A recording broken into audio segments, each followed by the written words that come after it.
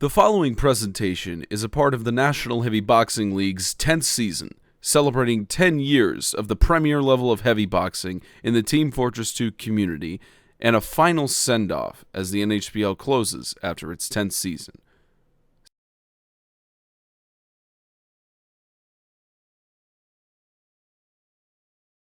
Good evening, everybody. Gentlemen's Fedora alongside Ridge and Tyrone. Only tournament in the NHBL where you are allowed to crouch during an active round. A lot of dropouts from this tournament last minute, but a lot of good matches that we have to look forward to, as several heavy boxers who were in the NHBL finals last season have not yet qualified and are still looking for their slot to try and regain ground going towards the Sasha Heavyweight Championship. To kick off the night, Mr. Dr. Professor Patrick and Shicken face off. Mr. Shicken falling short in the NHBL European Finals last month, having a little bit of a loss there. But Mr. Dr. Professor Patrick still bitter from his loss against White Russian Bear in the Super Semis of the NHBL Finals last season, trying to qualify as well as trying to get some victory here tonight. That'll be followed by Metro and the Man of Destruction. Metro having some competition in the NHBL European Finals, did not quite make it all the way, but of course looking to qualify more than he already has for the NHBL Finals against the Man of Destruction. Later in the night, El Comandante and Setuplet facing off, both heavy boxers from Europe, both of them hungry for getting qualified for the NHBL Finals. More so, El Comandante losing to Russian Bear in the Season 6 Sasha Heavyweight Championship. Follow that up by White Russian Bear and Spottin'. Russian Bear making his return to the NHBL after being completely inactive for several tournaments and looking to try and make it back into the Sasha Heavyweight Championship tournament of the NHBL Finals. And he's faced off against Spottin', who has not had such a positive record against White Russian Bear. Magic Marksman facing off against a new competitor, Manny Pudispau. Magic Marksman making his return last month from being a complete year inactive, and that was when the Swap Shop Boxing League existed. Followed by Dos Caras and FOG Solid Snake. Solid Snake being a European heavy boxer for the European Finals. Followed by Spogo and Freeman the Annihilator, another NHBL European Finals competitor, and the round of 16 concluded with Ego JYT and Locktrap. And Ridge, I know I just rattled off a bunch of matches there, but let's try to go through evenly here. We'll start with the first match that we have here. Mr. Dr. Professor Patrick and Shicken. Your boy is back at it again, and he's trying to qualify for the NHBL Finals. He's against Mr. Dr. Professor Patrick, who surprisingly has not qualified for the NHBL Finals yet. He has fallen short in the tournaments he's participated so far in. He hasn't been able to get quite qualified there. He took a break from the European Finals, did not even apply to it. So Patrick is looking for a chance to gain some ground and potentially be victorious here. What's it going to take for Patrick to face off and potentially win against Shicken in this first round when Shicken has been more active than he has? I'm not really too familiar with Mr. Dr. Professor, but one thing I do know is that the ping is definitely a difference. Mr. Dr. Professor has 49 and Shicken has 115, his regular odd number there because he's connected from Chicago. But Shicken is a decent fighter. I've seen him. I've seen maybe one or two Dr. Professor fights, and I know that he's also pretty good as well. So I reckon it's going to be quite a tense, very tense, very close matchup indeed.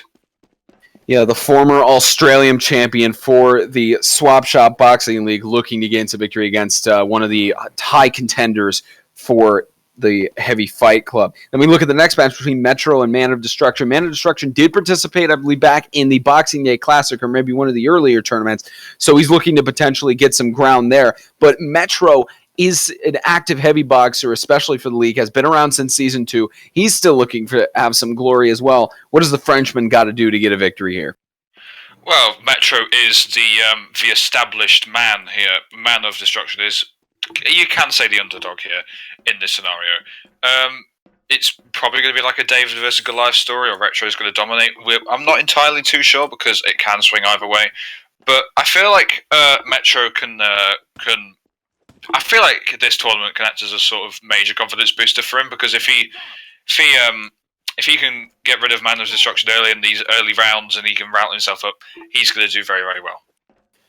And indeed. And Tyrone, we look, of course, at the match between El Comandante and Setup Lit. I believe this is a rematch from the NHBL finals of last year. I could be wrong on those statistician regard. Probably a statistician is going to shoot me a message and be like, hey, you've got this all wrong. But El Comandante and Setup Lit have had their clashes before. El Comandante has been the more dominant heavy boxer in that regard. But what does Setup Lit got to do here to try and get a victory against El Comandante?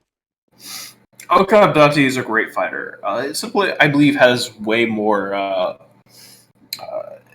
experience with this. I may be mistaken, but Simply just really seems like a really strong player, and I expect him to do really well tonight. So I think the challenge is not going to be for Setup Lit, but I think it's going to be for El Comandante to defeat Setup Lit. Yeah, it'll be an interesting challenge for either of them to overcome. And then the return of White Russian Bear. The Overlord King Baxter is in the stands right now, and I'm sure he's ready to cheer on Russian Bear. But he's facing off against Spaten again. Spaten has, unfortunately, he's consistently lost to Russian Bear and has not been able to pull an upset off against him. What is the difference here in the Fisticuffs? What difference could be beneficial for Spaten?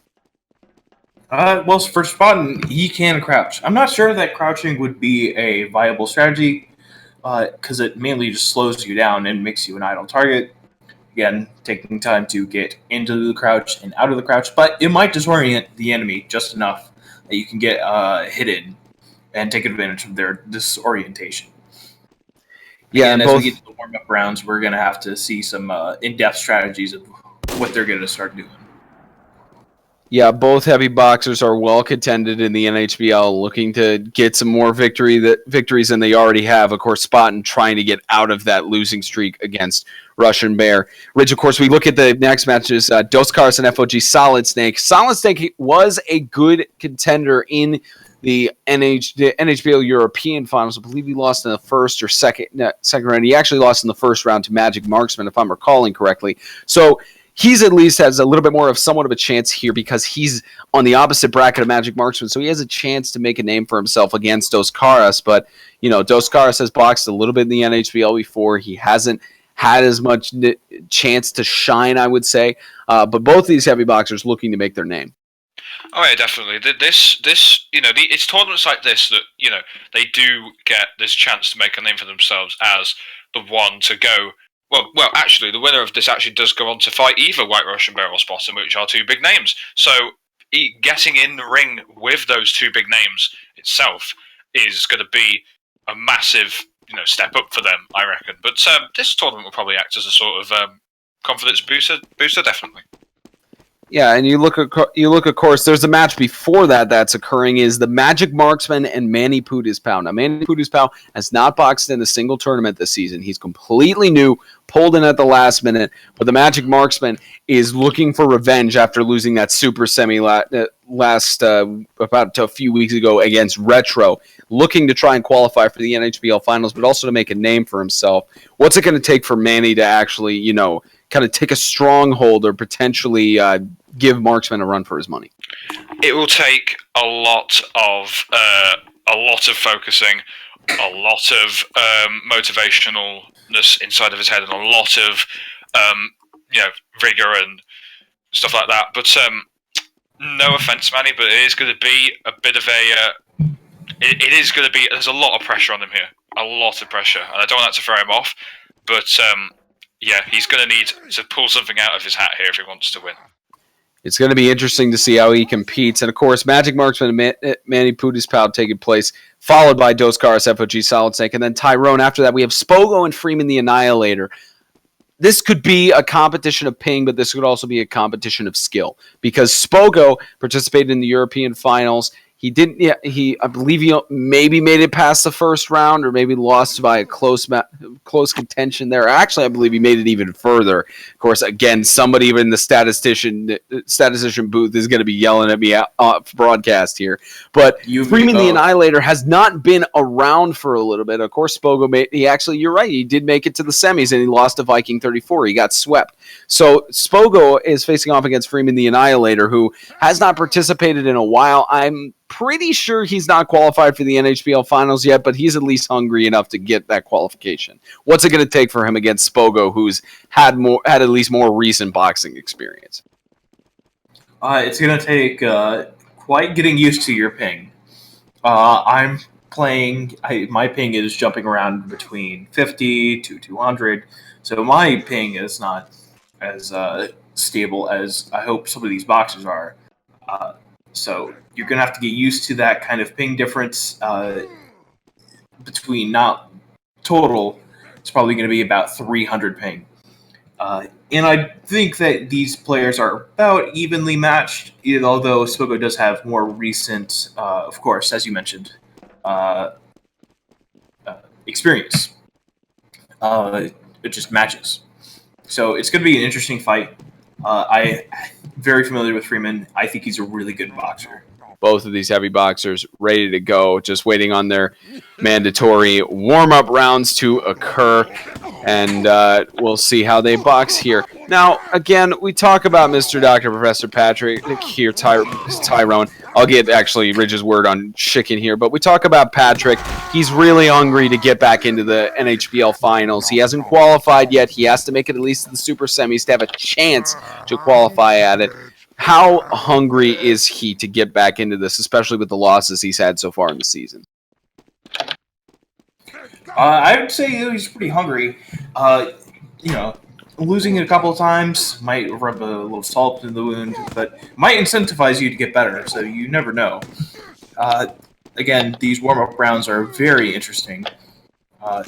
We've got a similar and usual to classic Fedora's circling TF. And Mr. Dr. Professor Patrick is dominating, as we've seen in him do so many times. So I'm very excited to see Mr. Dr. Professor Patrick's performance in the Fisticuffs. Yeah, and Rage, we look, of course, at Chicken. He hasn't boxed in a regular NHBL tournament yet. I believe he may have actually been in the Boxing Day Classic. I could be wrong, but I believe other than the European finals, he hasn't boxed in a regular season U.S.-based tournament. So how is he going to perform, not only to adjust to that ping, how do you think he's going to perform against, the man, Mr. Dr. Professor Patrick? It's going to be tough, I reckon. It is going to be quite a tough little thing because, paying and the fact that he's technically inexperienced in terms of American seasons. But I feel like he could pull something out of the bag here. It will be tough, but it's worth a go. Round 1 in the Skyver Community Fisticuffs is underway. Quick dominance out from Chicken at the get-go, trying to get his punches in. Managed to land several on Patrick, and Patrick is having some trouble getting back. He won't be able to get it there as Mr. Dr. Professor Patrick falls in the first round to Chicken. Ridge, you see stuff like this, and you sometimes wonder if it was one mistake that was made. But what was there more than one mistake made there by Patrick, or was it just a slight slip-up? I think it was just the fact that Patrick, I think, was quite ready for that aggression. Maybe I'm not too sure because all I saw there was very tactical, very preservant, very sort of back and forth, if you like. But let's see if we have any more from these two gentlemen. Round 2, it's a 1-0 advantage for Chicken over Patrick as Patrick tries to get his first punch in, but it's even with the second and third punch. Make that the fourth one, fifth, and Patrick will get a victory in the second round. It's tied 1-1. Patrick has managed to tie it up.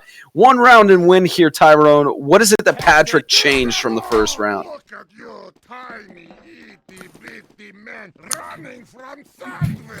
Oh, I'm sorry. Do you need the question again? I accidentally pressed the mute and deafen key. What did Patrick change from the first round? Oh, it's hard to say. I'd love to. He's clearly being more successful somehow, but I'm no expert in boxing quality, so maybe I should brush up. Patrick certainly is a fierce opponent, and we have a scout who's just banging the post. Final round, Chicken and Patrick. One win and you advance. As Patrick gets the first punches in, trying to get some dominance over Chicken. Chicken landing another punch and getting an advantage, and it's Chicken who will advance and destroys Dr. Professor Patrick in the first round. Holy crap, Ridge. This dominance by Chicken here, not quite dominance because he fell one round to Mr. Dr. Professor Patrick. what does it say about Chicken going forward in this tournament? This will probably be like a massive boost towards his motivation, probably. This match, for what we could take away, is that although ping does contribute, I don't think it's too much of a factor, really, because it's either you have input lag or the person who's fighting you with high ping sees you darting around all over the place. But it's that was very tense kind of like round there. Both of them were actually quite evenly matched, so quite a good match, that one. Very much was. So Metro and the Man of Destruction facing off now. They're going to take their warm-up rounds here. And here's the deal. We look at Tyrone here. We look at Tyrone for his advice on this. Hopefully he doesn't push the mute button this time or the deafen. But we look at, of course, the Man of Destruction. He's participated maybe in one NHBL tournament before. He's been on the backup roster for a lot. But the Man of Destruction, of course, is one of these heavy boxers who is really, of course, wanting to make his name in the NHBL, and he hasn't had as much of that chance. What's it going to take if he gets a victory in this match? Is that going to be a huge stance for him, especially against a long-tenured boxer like Metro? Magic Marksman, I'm not sure if... Obviously, these first rounds are going to be pretty evenly matched. Manny is of course, fill-in. Magic Marksman does not have very much experience from the looks of it, and these warm-up rounds seem to confirm that. But these players, I think it's going to be a very even match that we have right now, which I'm very glad for. Yeah, it looks like it could be an even match. And Ridge, we talk about Metro. He's been in the NHBL since Season 2. He's participated in the European Finals, and he at least made it to the quarters, but didn't quite make it to the Super Semis. It was a close match for him. But what does it say about Metro, going off of that loss from the European Finals? What does it say for him going into the Fisticuffs? Yeah, I reckon he'll probably want to get this this win out of this tournament. But he is a veteran. He is used to this kind of these kind of tournaments now. So it's no stranger. He can handle the pressure. The only thing is that he needs to translate into skill towards the ring. And this could possibly be his calling right here. Yeah, it's possibly something that he's finally been called to. As Metro and the Man of Destruction, I believe they finished their warm-up rounds there. They're just waiting, of course, on Metro to get back into the ring. They may have one more here, I'm not sure. As both heavy boxers punch each other and are ready to face off with one more warm-up round going forward. So, again, we look at both of these heavy boxers and how they've both participated in the NHBL, one longer tenured than the other. But, of course, as the phrase was originally coined by the co-founder of the NHBL, Tyson Rocket, anything can happen in the NHBL. That all of us, of course, have used very much every single match and every single season since the NHBL's founding. So both heavy boxers get their punches in for the warm-up round. Metro gets that victory. Round one between these two competitors, Metro and the Man of Destruction. First punch landed in. Both heavy boxers get their punches dealt, just wailing, and Man of Destruction gets the first victory against Metro. Tyrone, we, of course, talk about how Ping can be an advantage here. Was it Ping there, or was the Man of Destruction the better boxer in that round? I always want to believe, of course, that Ping is not really a factor, but of course, it always could be, or in some cases, it is. But I really believe that Man of Destruction was the better boxer in that round. It's hard to say, but Metro obviously is disputing, so it's going to be, in my opinion, it's just some people got caught off guard. Man of Destruction has a 1-0 lead over Metro in round two. One more win, and he's advanced, but the punch is being thrown. Metro getting in, and it won't be able to advance as Man of Destruction takes a 2-0 win over Metro. Ridge, what did the European heavy boxer, what did the Frenchman have that just didn't get him into the next round? What did he lack? the exact thing which I saw from Man of Destruction, really, aggression. He didn't really. He allowed Man of Destruction to get a ball in his grill, which is not really what you need, considering the fact that most of this is partly due to positioning and mind games, and pretty much it's pretty much it's just aggression, really. It's just a lot. It's just he lacks aggression. I feel like that's what you need to take away from this tournament going into later European/regular season tournaments.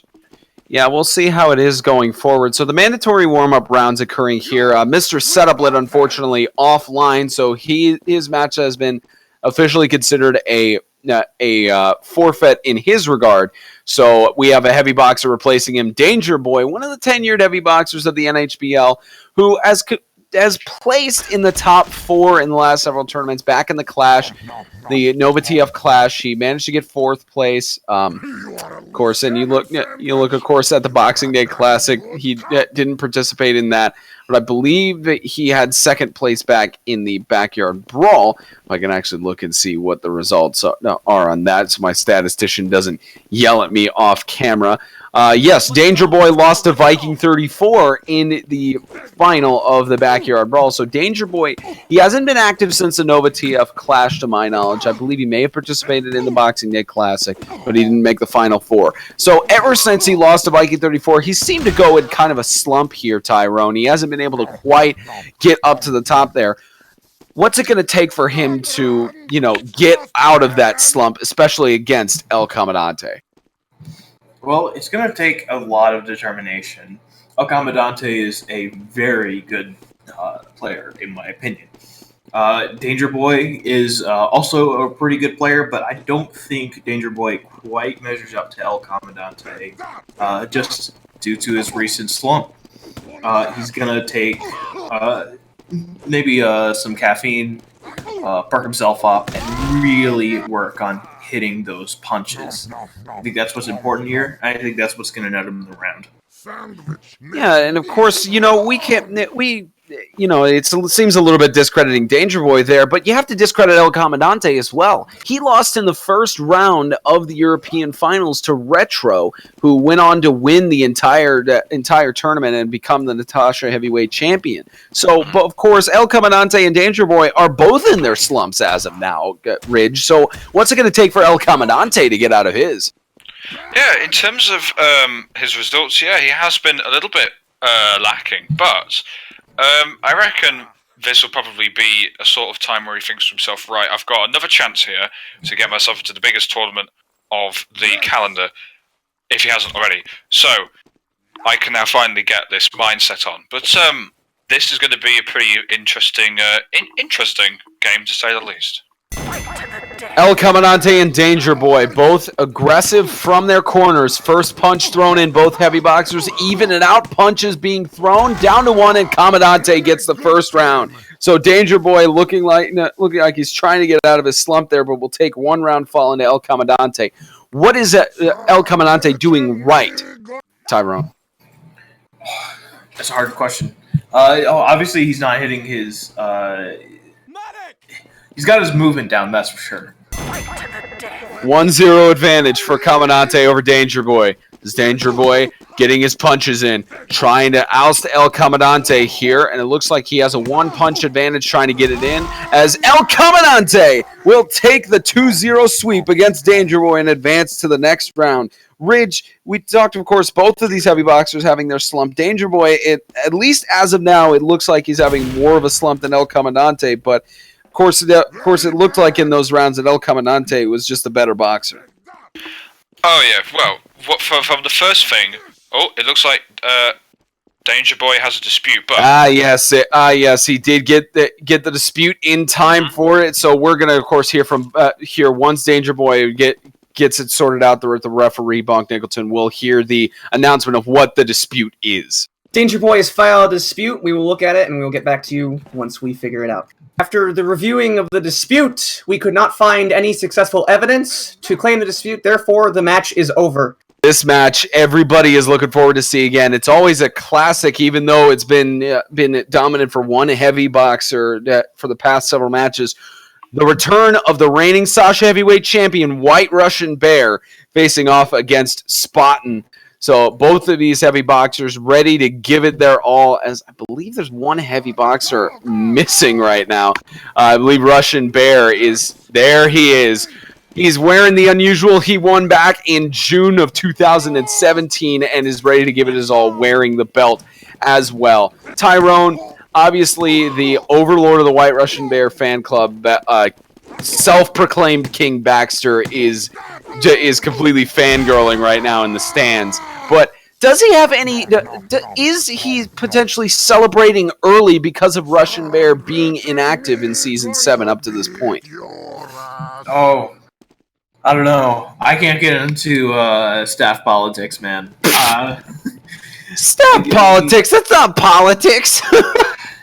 You guys are always arguing over which sports team is better, and now I gotta get involved in this. I just got my fingers cut off from gambling. Yeah, you can't expect me to do this. Yeah, that's right. You gave up your gambling thing. Okay, Rich, we talk about Spaten. You know, he's always been one of the large. He's been one of the prominent advocates for change in the NHBL, whereas it's no longer KGB just boxed with fists. He's argued that he cannot go to his full potential with the KGB. However, when he boxed in the Clash, he did not make it. I believe he made it as far as the second round, but he did not box past the first round. So, what does it say about that? What does it say about Spaten? You know, going into this match against Russian Bear with the KGB? Is it just going to be a rematch of what's happened before?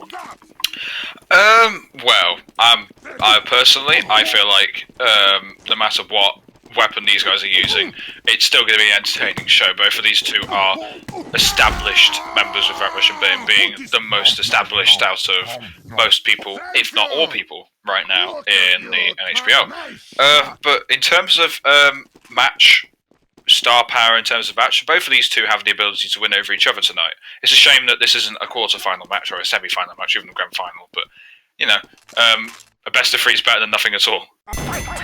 Russian Bear and Spaten in their rematch, circling around the ring, trying to get a punch in, and it's first dealt by Spaten as Spaten wails it all on him and manages to get the first round against the reigning Sasha Heavyweight Champion. Looks like Spaten can really box with those KGBs, Tyrone. Yeah, I really did not expect White Russian Bear, the legendary. But again, I'm not really allowed to commentate on who I was expecting to win. You're a color commentator. You can give your opinions. All right, I really wasn't expecting White Russian to lose that. But again, Spaten is a really good boxer, as he's just demonstrated. So this is going to be a really interesting match now that this has happened. Russian down by 1 to Spaten as the reigning Sasha Heavyweight Champion is trying to requalify back for the NHBL Finals, getting his punches in, staying more hesitant, but Spaten will kill him in the Fisticuffs. Spaten advances 2-0, of course, pending any disputes, as we saw in the last round, if anybody tries to file a dispute there. So it doesn't look like anything will, and I believe the timer is up now, so Spaten will advance to the next round against either Dozcars or FOG Solid Snake. Ridge, what did the reigning Sasha Heavyweight Champion unfortunately miss in this time? I guess he was just not ready for the Spaten. It's just, I feel like that whole thing was very weird, that match, because we didn't really see aggression, we didn't really see tactical play. We just saw two of them just meet in the ring and tickle each other. But very interesting match with a very, very unpredictable outcome. I would have predicted that, even though it would have been close, White Russian would have probably sneaked out a victory here. But anything can happen, in the words of Tyson Rocket. Magic Marksman and Manny Putis Pal facing off, taking their mandatory warm-up rounds here, as one of the heavy boxers just standing there with a sandwich, of course. And of course, there's no penalties in the warm-up rounds as both heavy boxers punch each other. But Ridge, that's kind of one of the things that shows awareness is key for any heavy boxer in the NHBL. You got to be ready at any time for an opponent to throw punches at you. Oh yeah, definitely. Aggression is something which can catch you out if your opponent is not aggressive to begin with. I tend to classify it as like 3 different types of playstyles. You've got preservative, which is basically just defensive, tactical, which basically reads your opponent, and aggressive, which is what the majority of these boxers go for. Personally, I don't really see an advantage over the other. They all have their own things, but yeah. I personally, I can't wait to see what these two can pull out. Yeah, and of course we look as well, at the Magic Marksman, Tyrone. He lost in the Super Semis to Retro, and Retro went on to win the Natasha Heavyweight Championship. So Marksman has anyone could argue that he has much more of a drive than any other heavy boxer in this tournament to at least get a win or potentially qualify for the NHBL Finals. So what is it going to take for Marksman to get his first victory here against somewhat of just a complete unknown heavy boxer? Well, this might be Preston's chance to get qualified. So obviously Preston's going to be trying really hard. Although Magic Marksman might be wanting the same, and with the little bit more experience he has, he might have the edge in this match. Although as long as Manny here lands his punches, I think he'll win. It's really hard to consistently land every single punch, but if you do it and you have the advantage, I believe you'll win. Round 1. Marksman and Manny both circling around the Fisticuffs logo. First punch thrown in. Manny using that crouching to his advantage a little bit there. Doesn't avoid a punch, but Marksman is a little bit more wailing there as both heavy boxers result in the Magic Marksman taking the first round. Reggie, it looked like Manny had an advantage there. It looked like he was getting some good dodges in there against the Magic Marksman, but Marksman managed to find a W. Yeah, that was really weird round. As I said, different styles of play. I think I pretty much saw every single one being used there. Everyone, they were reading each other, arms flailing wildly in the air. Also, this is one of the first matches I've seen with the crouching. And personally, I don't see much of a difference, but it could make a difference. Here's round 2. 1-0 lead for Marksman as he comes in with an aggressive flow. Manny trying to get some more punches dealt in. Misses a lot, and Marksman will take the 2-0 sweep over Manny. Tyrone, Manny tried to make his mark here against the Magic Marksman. No pun intended there. But he at least put somewhat of his name out there for the NHBL with some of his crouches and his quick moves there and everything. So what does it say for him competing against Magic Marksman here, even though he lost 2-0 in rounds? Personally, I'm very impressed that he made Magic Marksman miss a few shots using his crouch effectively. I'm personally very excited to see his future in NHBL. And, Manny, good luck to you and your future endeavors. Yeah, we'll see. We'll of course see how he participates going forward if he's in any NHBL matches. But for now, the Magic Marksman will face off against Chicken in the quarterfinals later tonight. Next match we have coming up here: Dos Caras and FOG Solid Snake. Either of them will face off against Spaten. Both of these heavy boxers have participated in the NHBL before. Dos Caras, I believe, is a backup. He may have actually been in a tournament or two. We'd have to look back at the stats here and see if he has or not. But FOG Solid Snake, a participant who lost in the first round to the Magic Marksman in the NHBL European Finals. Warm-up rounds coming up here for both of these boxers. And again, Rich, we talk about FOG Solid Snake. He lost to the Magic Marksman in the first round, but he's on the opposite side of the bracket of the Magic Marksman. But with the way Marksman played, and the way that Solid Snake might be participating here, I mean, how is Solid Snake going to get a win against Dos Caras here? Well, either employ one of the 3 tactics or just flail around like an idiot. I mean, both of them work. But in terms of making a name for himself, this is the tournament to do it in. And he's wise, even though it's full of people who are of legendary status.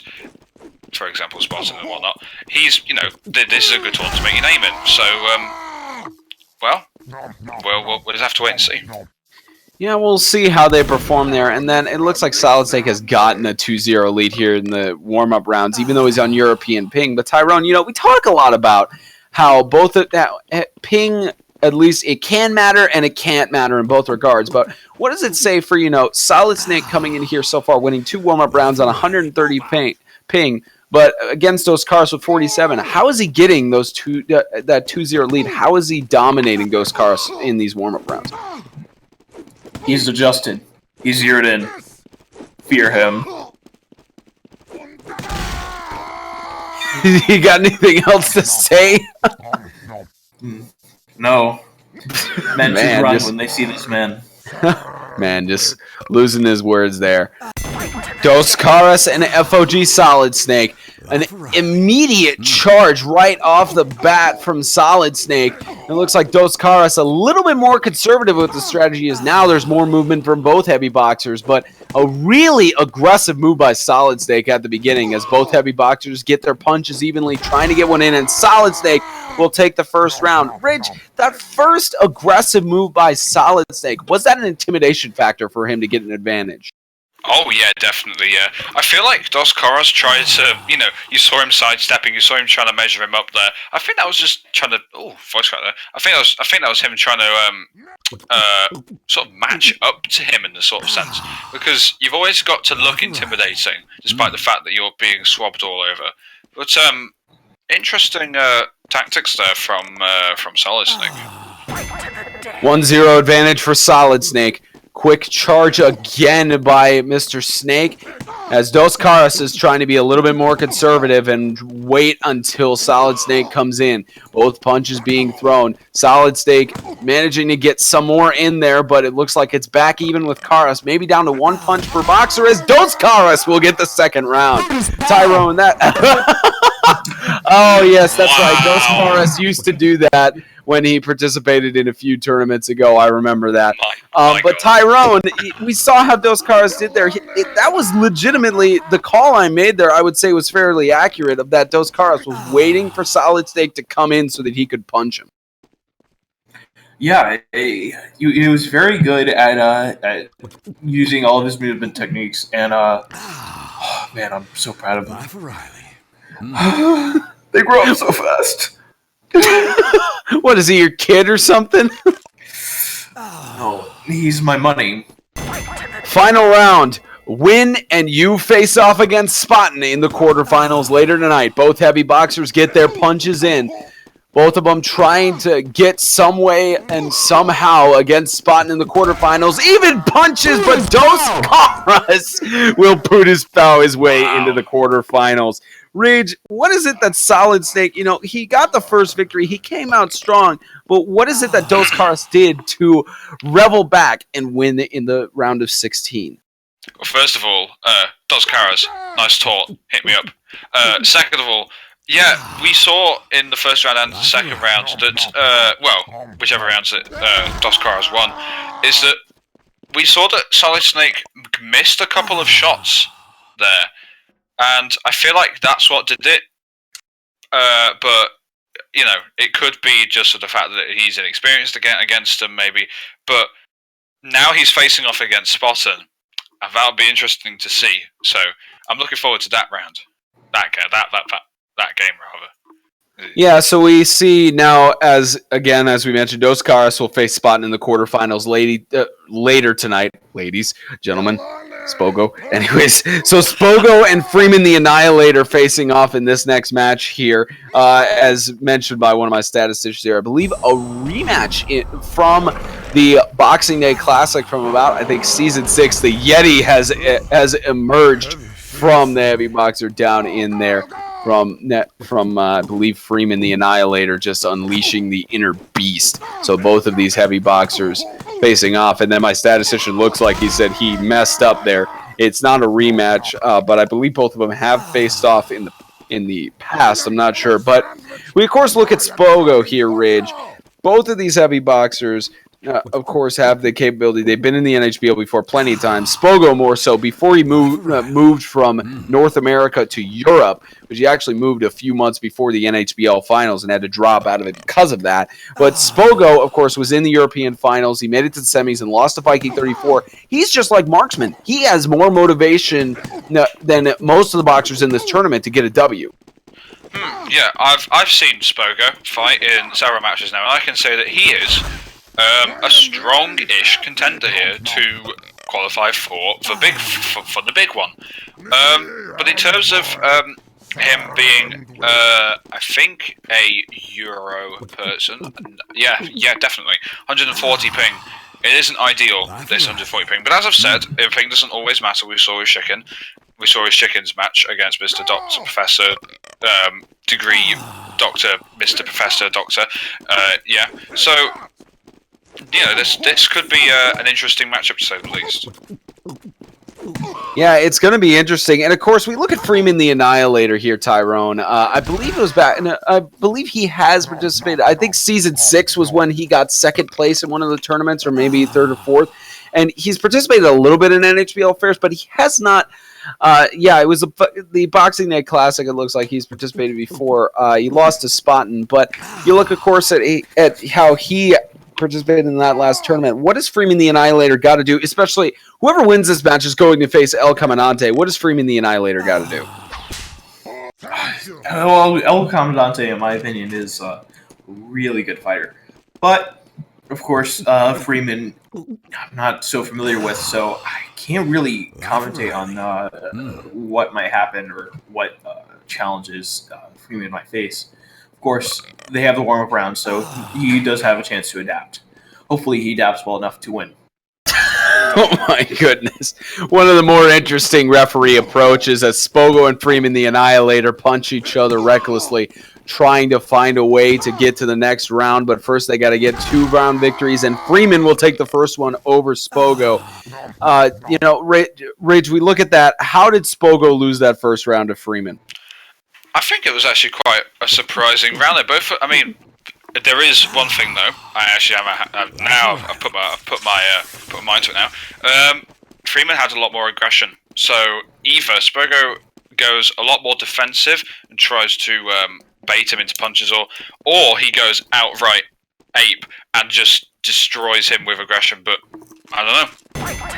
It's Spogo and Freeman the Annihilator, both boxers in the middle of the ring, punching each other. Freeman one victory away as a crouch, of course, happening there. Looks like a little bit of that advantage used as Freeman will sweep Spogo 2-0 in this first round.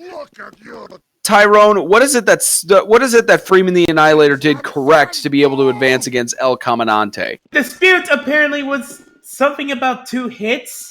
Due to the fact we didn't see no evidence in this, the dispute is unsuccessful. With the dispute being unsuccessful, Freeman the Annihilator defeats Spogo 2-0 in the first round, and it will be Freeman the Annihilator facing off against El Comandante later tonight. Ridge, we look at how those rounds played out. I mean, we didn't really see, at least up at the booth, we didn't see any hit registration issues there. But you of course have to give credit to Freeman the Annihilator for throwing in his punches and being able to sweep Spogo 2-0. Oh yeah, that was quite a. I mean, personally, I would have expected Spogo to have won that, but very surprising result. It's going to be El Comandante versus Freeman in the next round. Personally, I'm not too sure he's going to win that now because Spogo was a good challenger for El Comandante, but now he's been knocked out by Freeman, then I really don't know what's going to happen. So, next game. Yeah, ladies and gentlemen, it looks like Mr. Ego JYT was set to face off against Locktrap. His internet unfortunately crashed on him, so we are going to pull in Setup Lit. It was originally going to be Kinsley coming in the round, but he has not responded in time, according to getting boxers in who didn't previously show up, who were signed up for the tournament. So Setup Lit will face off against Locktrap, and we're waiting on him to fully connect into the server so that him and Locktrap could face off. But Tyrone, let's talk a little bit about Setup Lit Locktrap. You know, Locktrap is qualified for the NHBL Finals. He made his way in, I believe, back in the it was either the Backyard Brawl or the Clash. He qualified, and it looks like Setup Lit has connected to Red Team, so he will get to the ring with Locktrap, and they'll have their warm-up rounds. So that's a good thing to pretty much just in time. Just in time, yeah. But Locktrap has already qualified for the NHBL Finals. He's just going to box a little bit here. We'll see how he performs and such. But what does Locktrap now that he's facing off against Setup Lit because of last-minute substitutions? Should he be intimidated, or should he just stay confident? Well, it seems he's already confident, joining basically at the last minute. I don't think he's gonna. Whatever problems he has, it's gonna be his own fault. Good shot. Yeah, you're right, and they're going to take their mandatory warm-up rounds here. And, you know, Ridge, we talk about setup lit. I know it is a purposeful ploy that I ask you about all the European heavy boxers, because not just because you're in England, but you've seen a majority of these guys in the European finals, of course, has Tyrone. But we look at setup lit. He's been in the NHBL for a long time. He's been a competitive boxer, trying to compete and trying to be aggressive and such, but he's managed to get to the Final Four and has fallen short, but he's still trying to get out of this slump of making it to the Final Four and not able to quite get to the final. I believe he made it to the final for one tournament and then lost to Spaten, but he has not gotten any farther than that match since. What is it going to take for Setup Lit to be dominant here? Yeah, it's like the curse of the Australians at the Insomnia series. I just can't get that third place. But this tournament is going to be set up so that it's no pun intended there. So that he could probably pull this off. He's got Man of Destruction to face off against. If he does win this match, we never know, he might lose it. But you know, this tournament could act as a confidence booster, because this is a direct one-way ticket, almost, if you like, to the Sasha, and I can't wait. Well, I mean, it's not a direct ticket yet, because we of course need to wait for the results of the quarterfinals to determine, you know, who's going to and who's qualified for the NHBL finals out of the three. But he'd be one step closer, and that one step closer, he will face off either Setup Lit or Locktrap will face off against the Man of Destruction in the quarterfinals later tonight. So it is going to be interesting to see how this match goes down between the heavy boxers participating here. One of the interesting approaches by one of the officials as Setup Lit and Locktrap punch each other in the middle of the ring. Even punches down to the last one, and it's Locktrap who punches him in the back and gets the first round. Mr. Locktrap here getting the first round, Tyrone. It looked like both of them were pretty even advantage, even though Setup Lit was saying he had a little bit of lag beforehand. What is it that Locktrap did right to get that final punch in? Having the first punch in is always an advantage. It's really hard to say. Moment-to-moment combat is really intense, and you gotta require a lot of focus. Someone's popping Uber. So it's gonna be interesting to see how Setup Lit adjusts to his ping.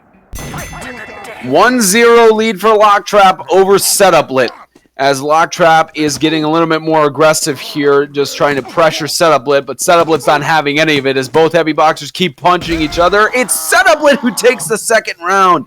Looks like Setup Lit has rallied back here and is trying to punch his way against the Man of Destruction in the quarterfinals, Ridge. Oh yeah, that was rather entertaining. That was rather a very good round indeed.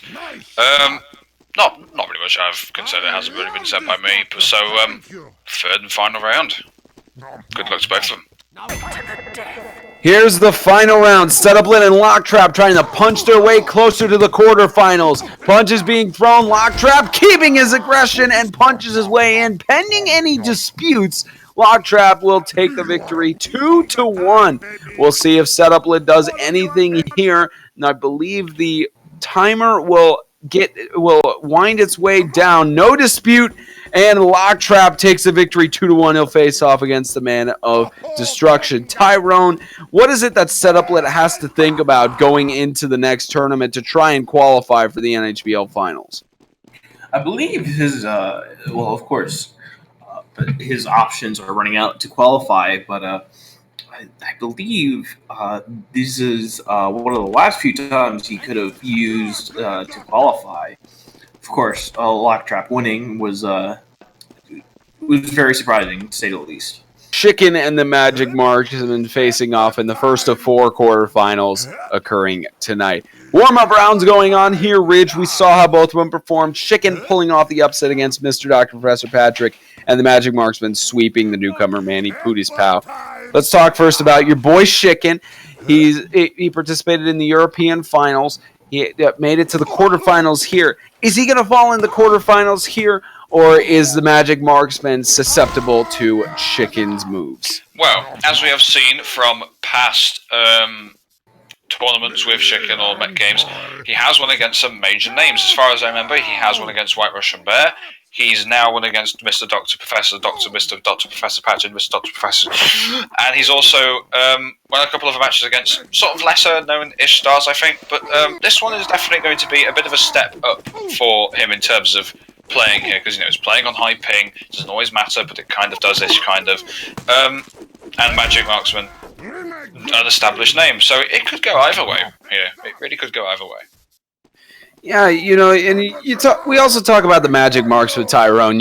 He took a break for about a year since the SSBL, NHBL interpromotional fights. Came back to the European finals. It went fairly well for the surfer being based in London, and made it all the way to the super semis. And some have said that he is that he is potentially, at least from not only his performance tonight, but what he is capable of. Some have said he's the best boxer in the United States when he is on USA Ping. Is that true? Yeah, thanks. Of course, we had a lot of Americans in the European finals, substitutes. So it's hard to say. I was participating in that event as a boxer, so I really wouldn't know how exactly it was going in that event. But I hope that the ping difference here will not affect our players' skill. The Magic Marksman and Chicken start out their 3 out of 5 bout. First punch evenly thrown by both. Both heavy boxers with their unusuals trying to box their way further into the fisticuffs. As Marksman getting a little bit more aggressive here, as more movement is by Chicken, and Marksman will take round 1. The Magic Marksman showing the dominance just like he did in the NHBL European finals, Tyrone. Yeah, most definitely. You can't start out a commentary with a sneeze, Tyrone, but as you were saying. Again, it's one of those things. Once you get backed against the ropes and your opponent is coming in, you better swing first, because if he swings against you, you have nowhere to go. So it's a very dangerous fight. Let's head to round 2 as Marksman has the 1-0 lead. Chicken trying to get a better advantage against the Magic Marksman, but Marksman has the advantage with his punches, and Chicken ends up there to tie it up 1-1. Ridge, it looked like Chicken was down a few punches there, but he managed to re-deal him efficiently and quickly, and he's tied it up against Marksman. Yeah, I'm personally, I am very shocked by that, because I thought that Chicken was done for, because I did see Marksman hit 3 consecutive punches, and I thought, well, that's that then. But as it turns out, he might have missed a couple or something, but I'm not sure. Anyway, 1-1 going into the 3rd round here. Here's round 3, tied 1-1 between Marksman and Chicken. Punches thrown across Chicken with the first punches in on Marksman. Marksman trying to recombat with the strategy there, but it's not going to help Chicken as the Magic Marksman takes the 2nd round. 2-1 lead here for Marksman, Tyrone. What is it that Chicken's got to do to rally back since he has to win 2 rounds to advance? It's hard. Oh man, it's like my catchphrase. It's hard to say. But Magic Marksman is really on fire tonight. I'm just really impressed with his performance. I think that Chicken needs to get a little bit more adjusted. Obviously, we're seeing some swings that don't quite connect right, and some misses, but I really hope that our players get a lot more tuned in to the pain. Here we go. As we continue on in the Fisticuffs, it's 2-1 for Marksman. The lead over Chicken as Chicken is trying to get his punches in and get it tied up as he crouches down, and it's not successful for him. Pending, of course, any disputes, it is now 3-2-1. The Magic Marksman will advance to the next round of this tournament. So it looks like Chicken just completely freezing there. What was Chicken's strategy there, Ridge? I feel like, I'm not sure, but I've got a feeling that he either tried to do a crouch, I feel like, or he tried, because I feel like, because I did see that he was, Magic Mark was hitting a lot of more punches, and I do feel like the Chicken just bowed down and just admitted defeat. I guess it was just out of respect. I'm not entirely sure about that. I'll have to message him later, see what that was all about. But yeah, that was unexpected, that. But Magic Marksman through to the next round. Yeah, Magic Marksman moves on, and he will face off against either Freeman the Annihilator or El Comandante in the Super Semis tomorrow. Dos Caras and Spaten now going to face off, and Dos Caras winning against FOG Solid Snake 2-1. Spaten making the upset against White Russian Bear 2-0. Their warm-up rounds occurring here. Tyrone, Spaten made the upset against White Russian Bear, and Baxter, of course, the overlord of the Russian Bear fan club, is trying to get on the Viking 34 bandwagon train as we head forward. Of course, it was 3-1 victory for the Magic Marksman over Chicken. I believe we're having somebody say, yeah, it was 3-1. Yeah, Mr. Steak just not keeping the proper track of the rounds there. 3-1 Marksman over Chicken. Warm-up rounds occurring here for Dos Caras and Spaten. So Tyrone, we talk about that as Mr. Spaten, made the upset against Russian Bear. What a fair weather fan. I mean, come on, man. But anyways, yeah, Spaten pulling the upset off and getting his. I need to check our statistician on this, but I think that's the first time Spaten has won against Russian Bear in a tournament.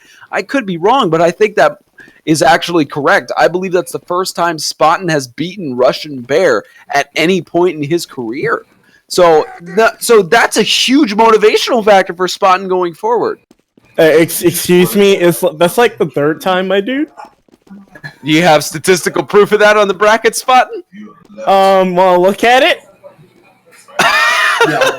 All right, our statistician will look at it, and if you're right, you're right. If you're wrong, don't interrupt us on broadcast again. But Tyrone, regardless of how many times it is, Spaten has a huge motivational factor beating Russian in the first round. Most definitely. It's very impressive. Of course, White Russian Bear being the legend that he is. But I really don't think there's much down there. That's odd. Just Dos Caras not even punching. It was Spaten getting a circle there. But you were saying, Tyrone. Oh no, that was all I had to say.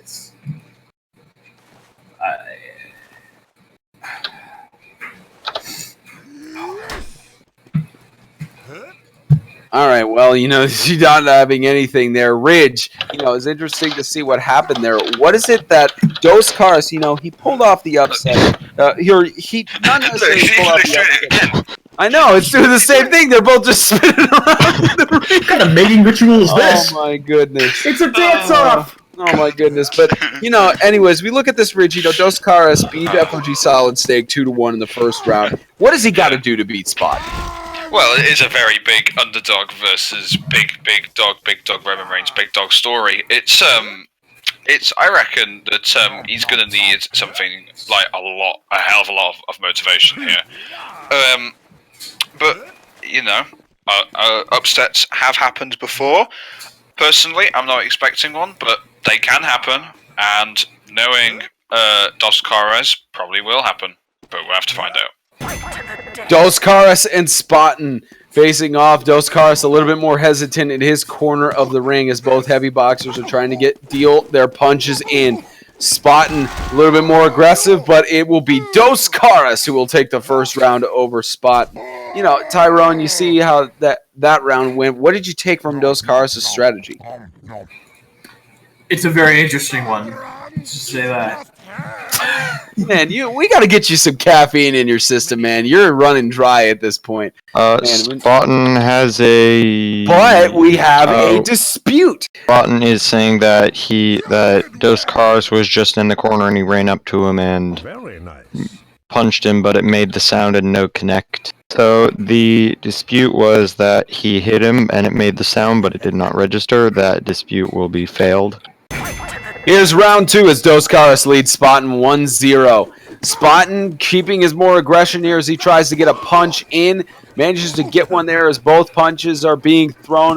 Heavy boxers trying to get an advantage here. Both of them just evenly punched as Spaten tries to get one in, and Dos Caras has the advantage, looks like, and he does as he knocks down We didn't hear that last round. I'm surprised he brought it back. But never get old. 2-0 lead for Dos Caras. He needs one more round victory to advance, and it doesn't look. I don't know if we'll have a dispute on this one, but Ridge, what is it?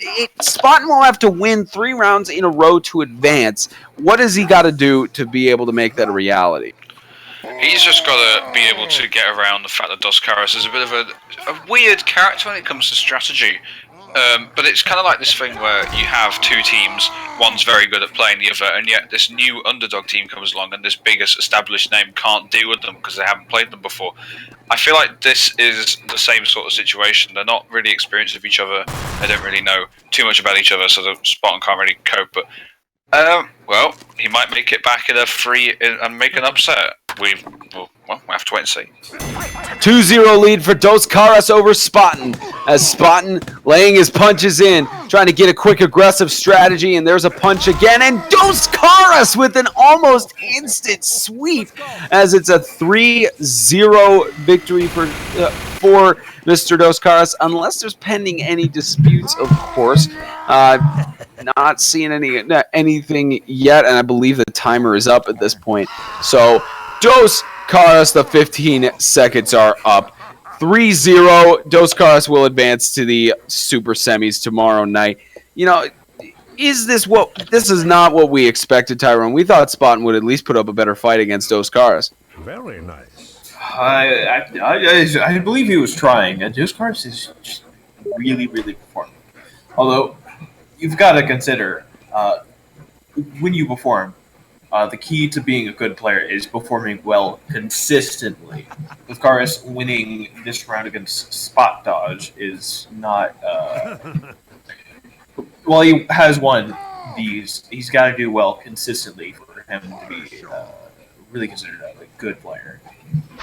Freeman the Annihilator and El Comandante duking it out. Tyrone, Freeman the Annihilator has been here before. I believe he was back in the Boxing Day Classic. He got second place. I do not think he's qualified for the NHBL Finals yet. Again, I have to look back at the bracket. This is why I need to upgrade my iPad so I can do split screen. However, the match that we have here is going to be a great one. But what does Freeman the Annihilator have to do to face off against the reigning second place heavy boxer in the NHBL?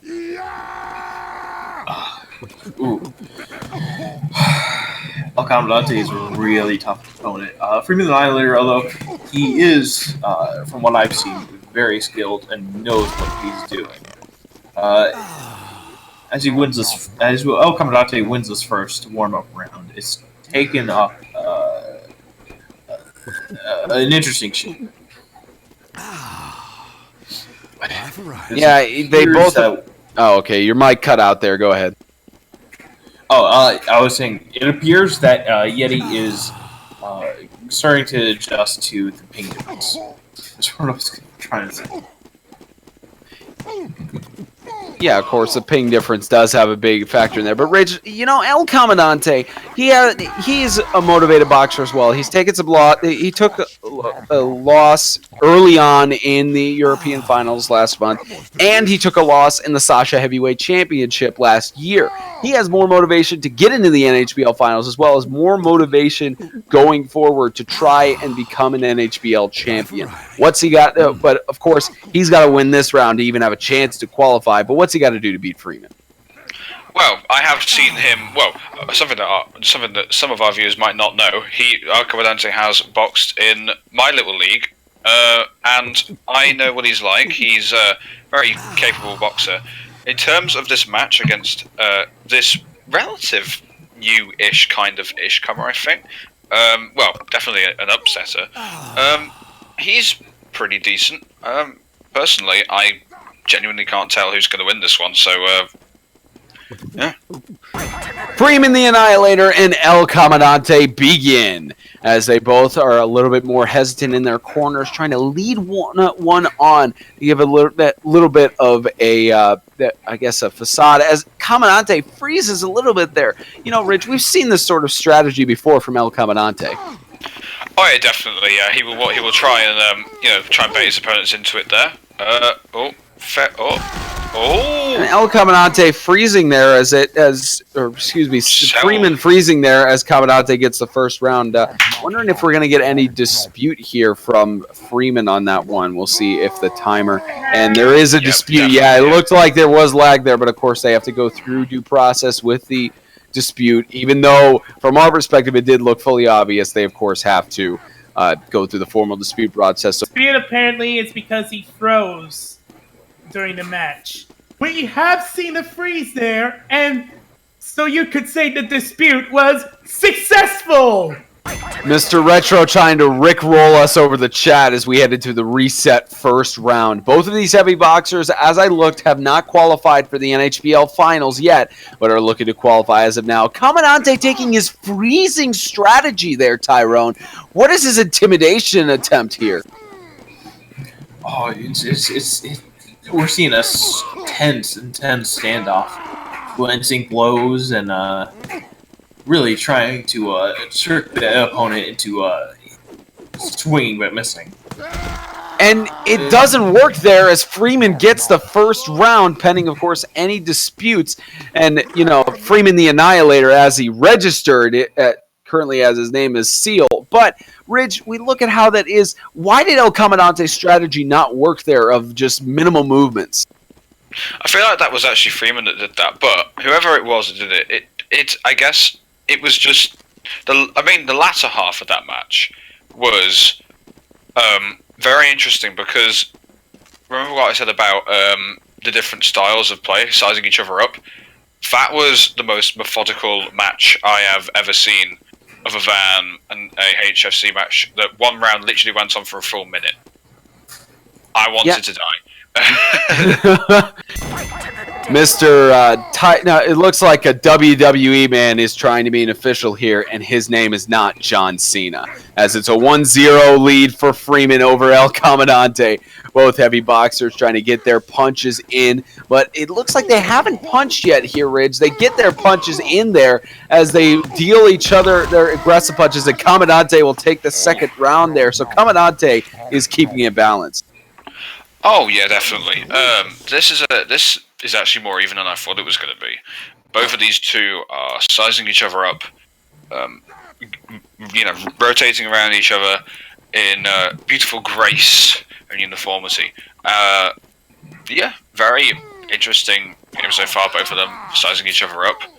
Tied 1-1, essentially 2 out of 3 for these heavy boxers to advance against the Magic Marksmen for tomorrow night's Super Semis and a chance to qualify for the NHBL Finals. Both of these heavy boxers trying to find a punch in, just circling around. Again, Freeman just sticking with those minimal movements there, Tyrone. Yeah.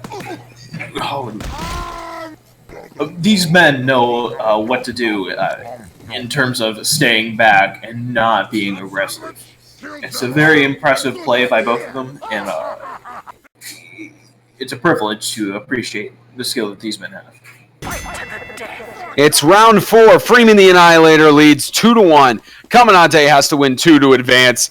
Freeman only 1 round, so he has margin for error here. Commandante does not. As Freeman just stays in a straight line there. Both heavy boxers crouching, trying to get an advantage, but Freeman has the advantage with 2 punches. Commandante trying to land it in, and it's Freeman who takes the lead 3-1.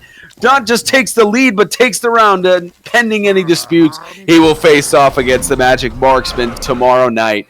It doesn't look like Commandante is going to file any dispute here. So Freeman the Annihilator advances. Tyrone, what is it that Commandante didn't really do in this round?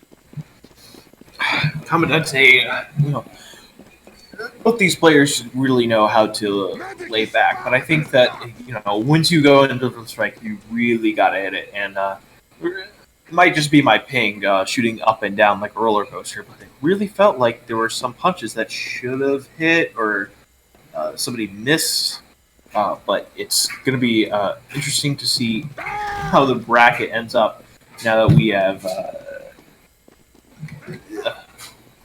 What's played out tonight, just generally, with Freeman, Magic Marksman, and Dos Caras being the finale rather than our usual favorites like the Warrior Bear, So, well, it looks like the Man of Destruction and Locktrap are ready to face off here in the ring as they have their mandatory warm-up rounds here, and of course Freeman the Annihilator will face off against the Magic Marksman. Yeah, so Man of Destruction and Locktrap are supposed to be facing off here. It looks like Man of Destruction, I believe he said he had to go use the restroom, so he is. It looks like he is temporarily away, but Locktrap is going to head into the ring. And actually, it looks like Locktrap and Man of Destruction are on the same team, so one of them needs to switch. So we'll have that match for you in just a moment. Well, it looks like Man of Destruction is back, and Locktrap is, again, one of them needs to switch teams. But, Ridge, as they are about to take their mandatory warm-up rounds and they're going to get their teams switched here, and if they're not taking a hint from me already, this is amazing. But, Ridge, we look at the Man of Destruction, he didn't participate in the NHBL European Finals. He has participated, I believe, as a backup heavy boxer or in some NHBL tournaments and such, but he hasn't been as dominant as one would want to. What's it going to take for him to go against Locktrap, who is qualified for the NHBL final? Well, Man of Destruction is again the underdog here going into this, so it's going to take a little bit more from Man of Destruction because Locktrap is an established person. But in terms of ability, I reckon he's more than capable of at least making this a tense match. Yeah, they're both capable. And again, Tyrone, we look at Locktrap. He's qualified for the NHBL finals already. He's just looking to box a little bit more and be more successful. So what is it going to take for Locktrap to get this victory, especially against Man of Destruction, who made the upset against the Frenchman and swept him? Man of Destruction is looking on top of his game today. This is Locktrap going against Metro. Both of them winning against Metro and Tennis, very honored players.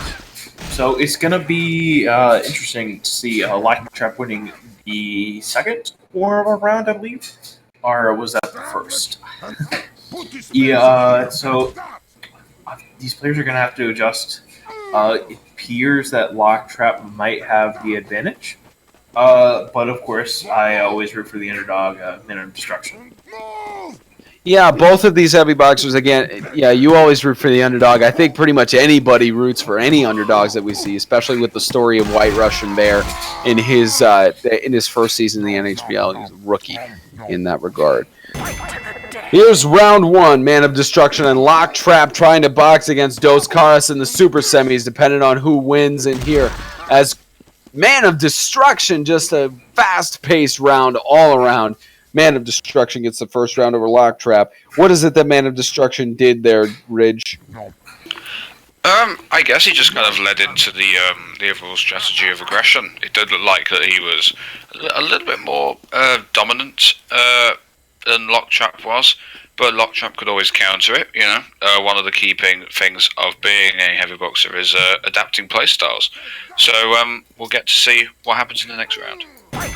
Here's the second round. Man of Destruction leading 1-0 over Locktrap as both punches have been thrown. Locktrap trying to get some more punches in, and he manages to get the second round. It's now tied 1-1. Tyrone, with that round victory, every heavy boxer who is going to be in the semis has at least lost one round in this tournament. Now, that doesn't necessarily say much, but that'll be interesting to see how we go about doing third and fourth place seeding. But in regards to Locktrap, how did he get that victory? Oh, he's very skilled. I certainly hoped that Destruction would win that round, but it's just interesting to see how these fighters are playing it out, and it's not quite as high class as Message Marks and Chicken dancing about the ring, but it's certainly very interesting. Here it is, the third round. Tied 1-1 between Man of Destruction and Locktrap. Locktrap getting his punches in, just wailing, and into a 2-1 lead against Man of Destruction. So Locktrap is one round away from advancing to face off against Dos Caras. Ridge, what has Man of Destruction got to do to make it back? Well, I assume he probably do what he did in the first round, which he played against him, and that is to just go on the offensive. However, it could be a situation where both of them go on the offensive and there's just this massive, random sort of arm flailing hell of a time in the ring. We don't know, but match point. Fourth round. One round for Locktrap to advance. One round for Man of Destruction to tie it as punches are evenly exchanged by both heavy boxers. Locktrap, pending any disputes, is headed off to face off against Dos Caras in the Super Semis tomorrow night. Doesn't look like any dispute may be filed here unless we get anything from Man of Destruction, but I believe the timer is up at this point as Locktrap will advance against Dos Caras in the Super Semis tomorrow night. What is it that we saw, Tyrone, from Locktrap here that has been so different from him in other tournaments? It's you gotta stop asking me those questions. They're like school paper questions. Now, true or false? Locktrap was succeeded in this round. Okay, how is it that Locktrap succeeded against Man of Destruction? We had probably practiced more, honestly. We saw a very, very good execution from him tonight. Movement was a little bit off, but I think that punch to punch, he had the advantage, and he really took a hold of that.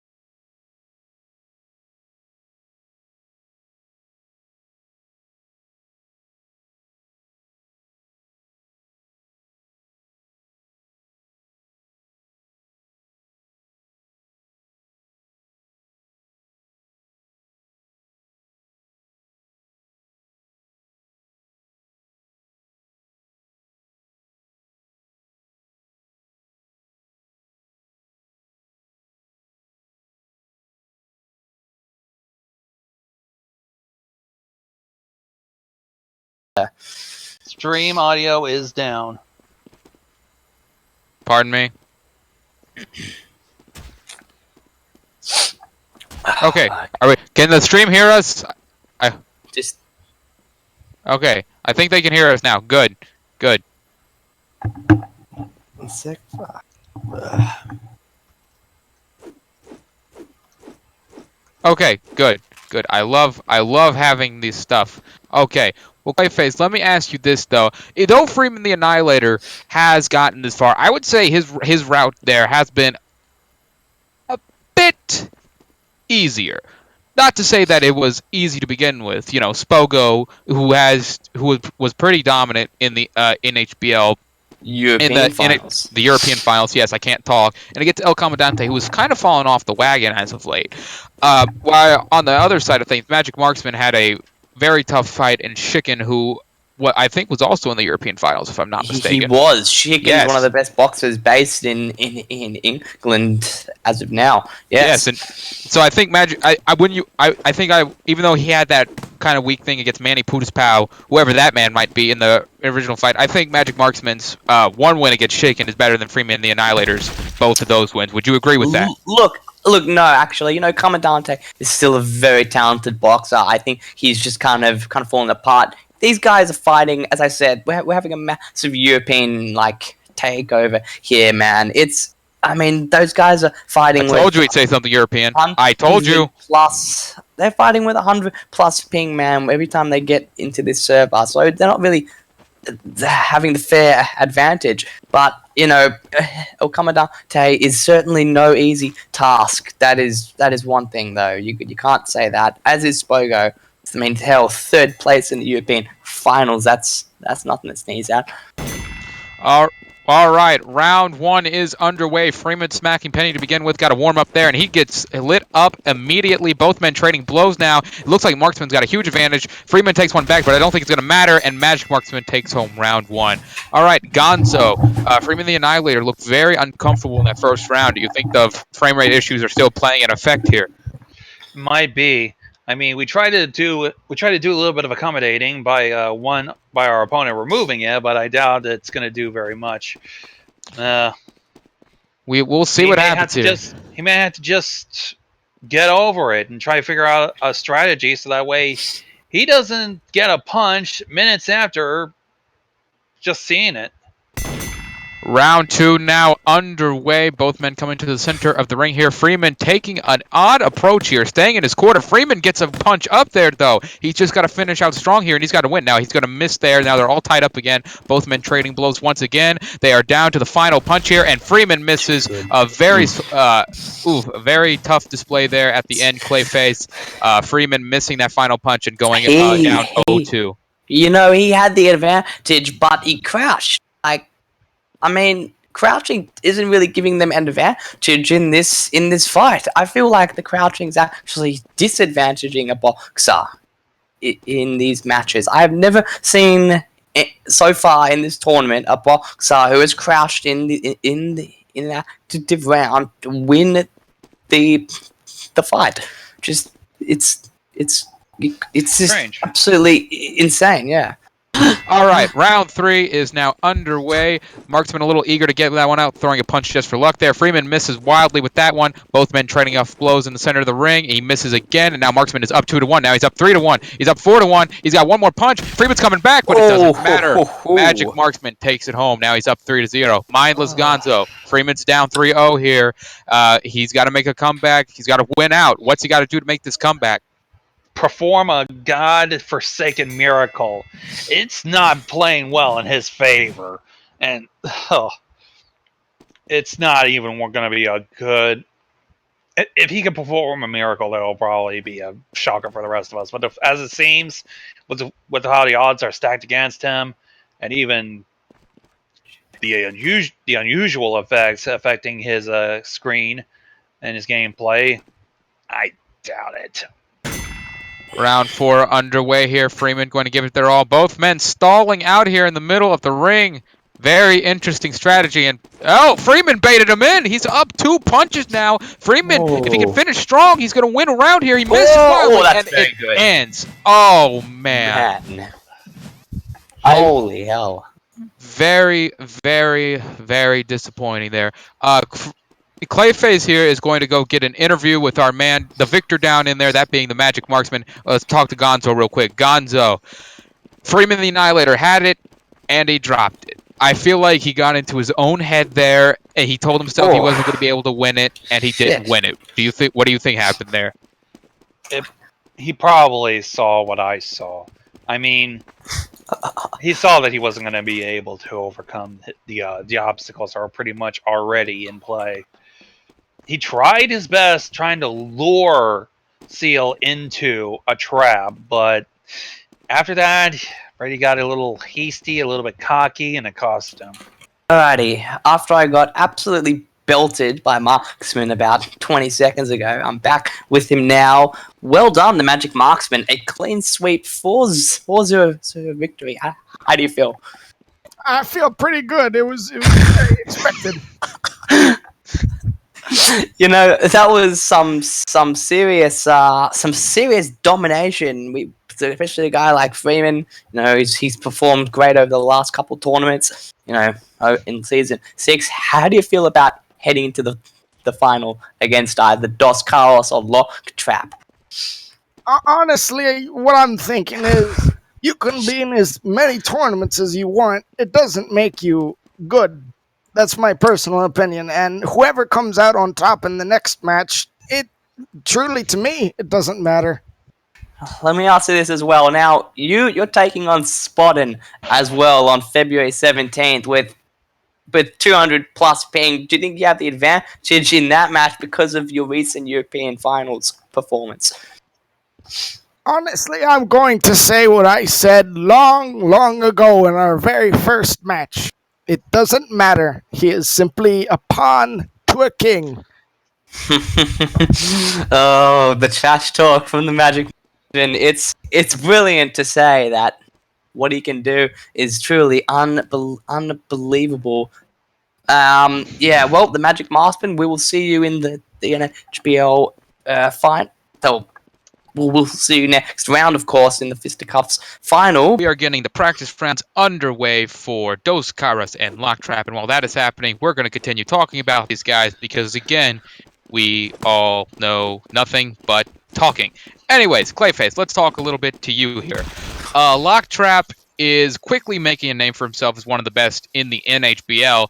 He recently had I think finished runner-up in one of the tournaments. I don't remember which one it was. It was the one where he upset White Yeah, Russian. he was. No, he lost to Spottin, I believe 6-4 in the final of the backyard.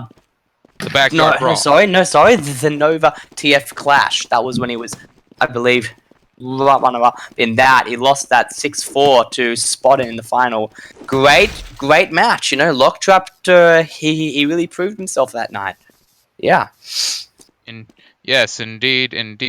Let me ask you this about Locktrap, though. Against White Russian Bear. Do you think that might be weighing on him at all? Like, these expectations suddenly forced onto this guy. Like, I know that can be a big to-do when you're a new fighter and you've got all these expectations. You're like, El Comandante, when he made it to the finals of the NHBL, everybody was expecting him to beat White Russian Bear after everything he did, beating Spot 2-1. And he kind of started weighing him down, and I think it's still weighing him down. So do you think these new expectations on him will weigh him down? You know, look, he's beaten some of the best that we have to offer. You know, he beat White Russian Bear. If you beat White Russian Bear, it's an amazing achievement. And I was fairly satisfied with, you know, how he performed in that match. He pulled off a huge upset, and it was an amazing performance that night. But look at him go now. He's still performing just as good, and he's hoping to get into another final. All right, round one is underway. Dos Caras in red, Locktrap in blue. Both men trading punches here in the center of the ring. Dos Caras seems to have a bit of a lagging issue there. Not sure what that was about. Dos Caras keeping his distance for now. He misses wildly with that one. Locktrap extends that arm out, and he's going to take home round one. All right, Dos Caras now on the back end. I don't think he's been in this position before when he's been down. What does he do to make a comeback here, Clayface? Look, he's laid down. I don't think that was lag. He's on ping and staying there. But you know what? He's only down one round. If he can just keep up the pressure on Locktrap, he can steal this fight very easily. Technical work has to be done. Round two is now underway. Locktrap coming out to the center of the ring, taking control of the ring space here. Dos Caras backed up against the ropes. Both men trading blows now, and they're gonna trade blows yet again. Dos Caras now up 3-2 punches. Locktrap takes it right back, and they're trading blows. And he misses wildly, and Dos Caras takes it home. Boots is pow indeed. Mindless Gonzo, they're tied up 1-1 here. Both men making a few mistakes, and it's costing them here. What do they got to do to clean up their act? They have to be a little bit more careful on that. Boy, are they having some issues tonight. Ugh. That's because your job doesn't suck. Here goes round 3. Locktrap coming out to greet Dos Caras. Dos Caras keeping it conservative. Both men meeting and trading blows here. Both men up 3-3, 4-4. And Locktrap, he got the speed boost on that one. Locktrap had the advantage. They were trading blows left and right, but Locktrap landed one earlier. So, Clayface, what does he got? What does Mr. Dos Caras got to do to speed up his game here?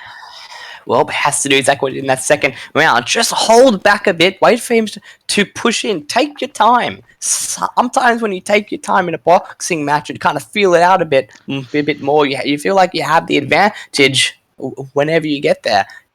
You just got to be very calm and patient. All right, round 4 underway. Locktrap wasting no time bolting out of that corner. Dos Caras playing conservatively yet again. They're trading blows left and right. It is up 2, and Dos Caras misses wildly. He's missing all over the place, and he's going to go down. Gonzo, Dos Caras missing wildly. Locktrap taking advantage. It's now 3-1, match point for Locktrap. What does Dos Caras do? How aggressive should he be here now that the conservative approach isn't working? I don't think the aggression would actually even help him. I believe Clayface is pretty much a good idea. A little bit of taking your time and a little bit of care. Otherwise, he's not even gonna make it. Round 5 now underway. Dos Caras once again staying in his corner while Locktrap bolts out. Dos Caras here and trading blows yet again. We'll see if Dos Caras can seal it away this time around. He got an early punch there. I believe it's now down to the wire. The next punch is going to win it. Can Locktrap seal his advancement to the next round? Could Dos Caras prolong this match? And Locktrap misses. Putis powing Clayface. Dos Caras waited for Locktrap to come in, and it's now 3-2. Dos Caras now has an advantage momentum here going forward. How does he capitalize? That was a beautiful, beautiful counter punch by Mr. Dos Caras, and that was excellent. Just a bit of a slip and slide. Just he moved in with the shot, was Locktrap, but Dos Caras just enough space to move back and just hit him back with a beautiful punch. That was lovely. Lovely little play there.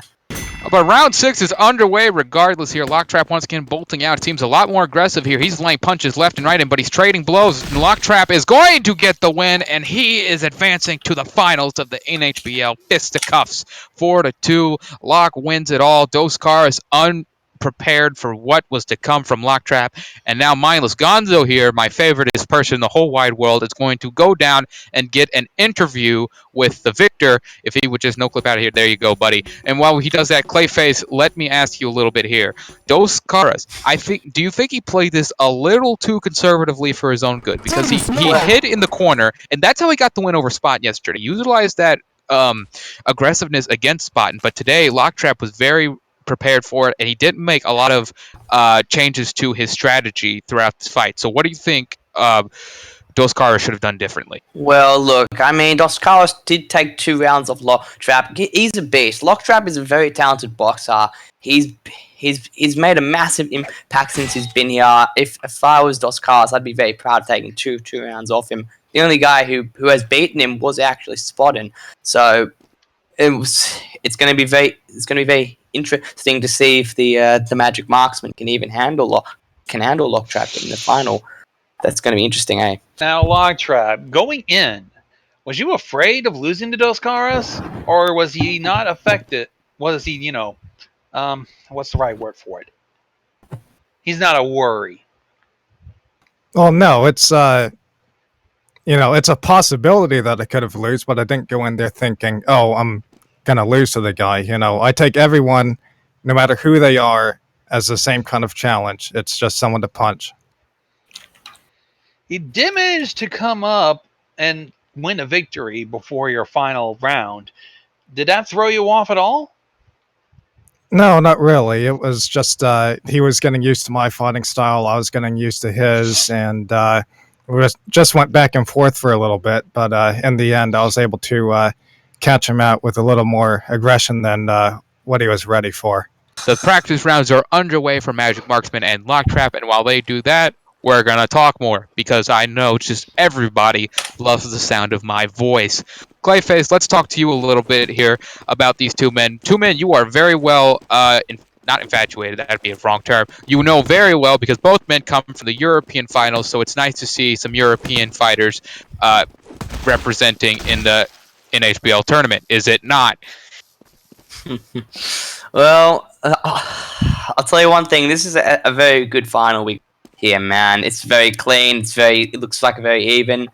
Marksman's on 42 ping. Locktrap's on 39 ping. It's looking like a very good, sizey final. I'm happy to see a 6 out of 11 between these two.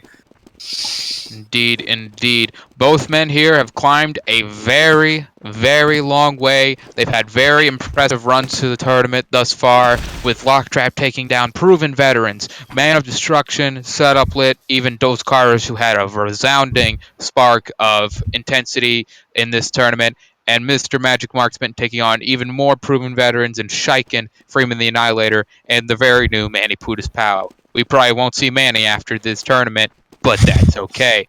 I do believe that the practice rounds are they have not concluded, so we're going to talk to Gonzo for a little bit here. We've got the underdog going up against the Magic Marksman, the legend, the future versus the present. If Locktrap gets this win here tonight, Gonzo, do you think he removes that underdog status and makes himself one of the greats in the NHBL today? What the hell is a Shiken?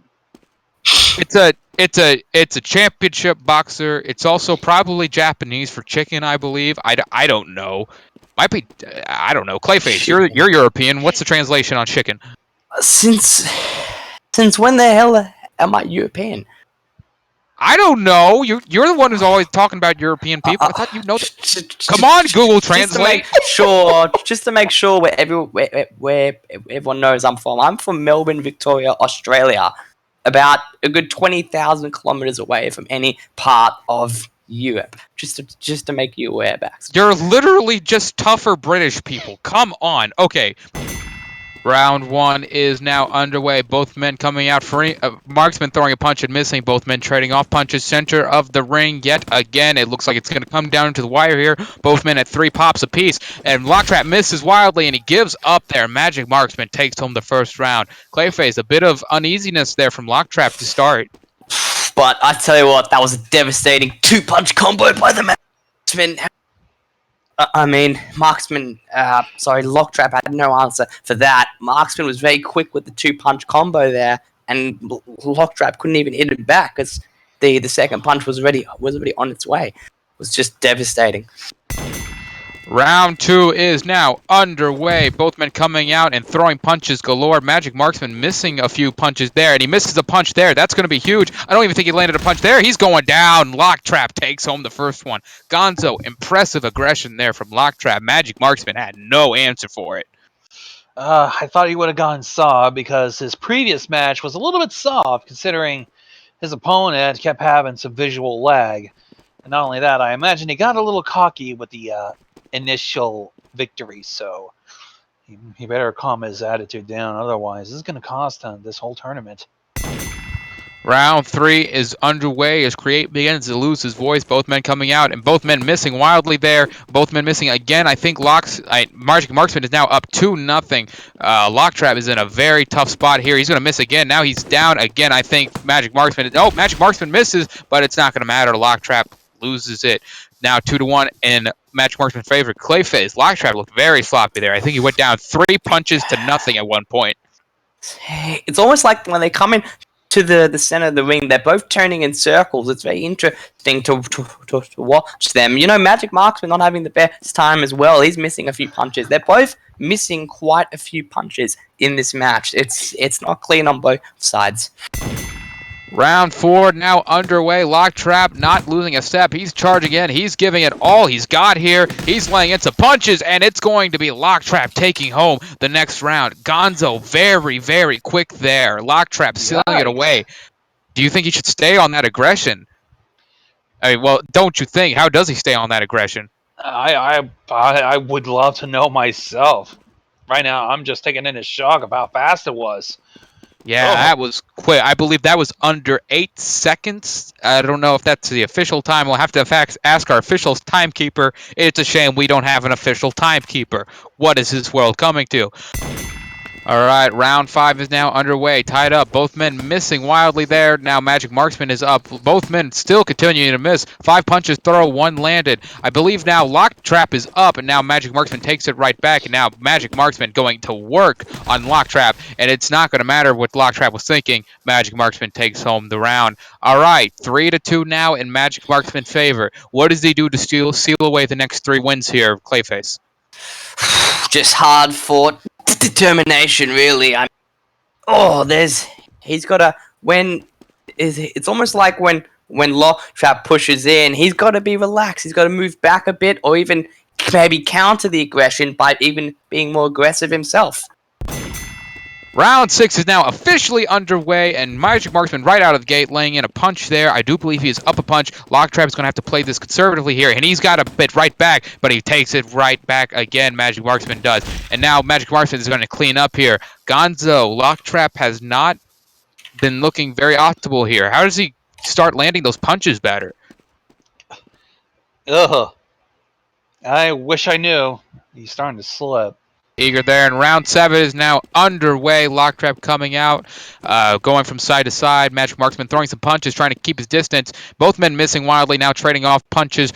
Magic Marksman is now back to the corner. He wants to get out of that predicament, and he does very successfully. Magic Marksman misses punches again, and Locktrap puts him down. 2-0 combo, Clayface. Magic Marksman falling victim to it here. I believe it's now 4-3. How does Locktrap here make the comeback?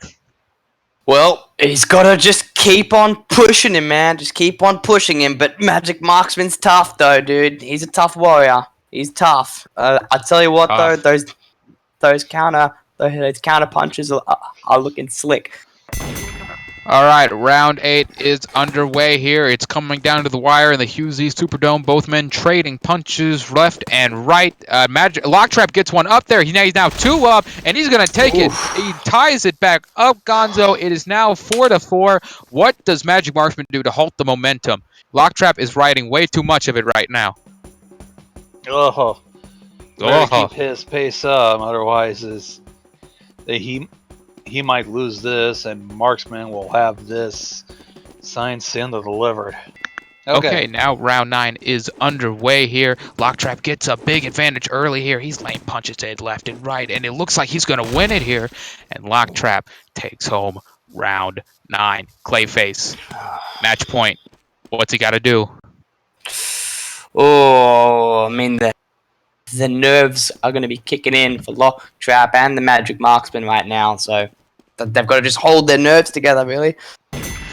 Round 10 underway here. It is match point for Locktrap. Magic Marksman doing an odd strategy here, and he's going to take home a punch, but if Locktrap takes it right back, they're tied 1-1 here. Magic Marksman not wanting to give any ground here, trading punches in the center of the ring here.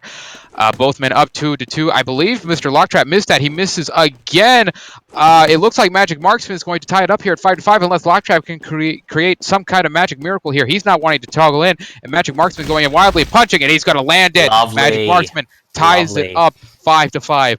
This is it, Mindless Gonzo. It has gone down to the final round. Who do you see taking it home here? Oh, if he can keep it up, Lockjaw. If not, who's Lockjaw? I don't know, but the hype is. I believe this is the second time only where a final has gone to the. Yes, this is. I'm so excited. Okay, I don't even want to watch English. This. I do speak English. Round 11 is underway. It's the final one, and Magic Marksman flying in there, trying to land a punch. And Magic Marksman there fight back into the corner. Locktrap's got him beat. Locktrap, in the greatest win of his young career, takes it home 6-5. Ladies and gentlemen, the winner of the Skyver Community Fisticuffs, the unknown, the upset, the underdog, Locktrap beats the Magic Marksman 6-5. Clayface. Huge win here tonight. This gives him a huge amount of momentum going into the NHBL Finals.